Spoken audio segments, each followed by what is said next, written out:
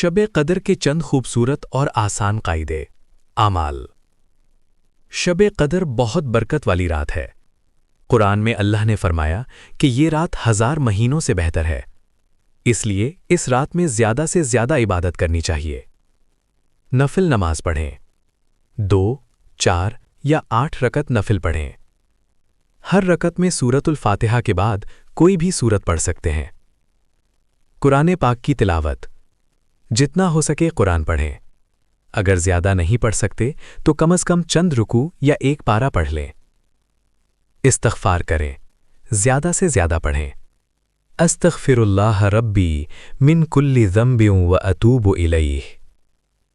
شب قدر کی خاص دعا، یہ دعا بہت اہم ہے جو نبی صلی اللہ علیہ وسلم نے سکھائی۔ اللہم انک عفو تحب العفو فاعف عنی۔ ترجمہ: اے اللہ، بے شک تو معاف کرنے والا ہے اور معاف کرنا پسند کرتا ہے، پس مجھے معاف فرما دے۔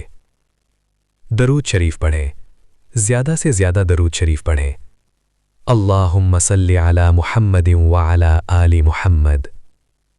دعا کریں، اپنے لیے، والدین کے لیے، پوری امت مسلمہ کے لیے۔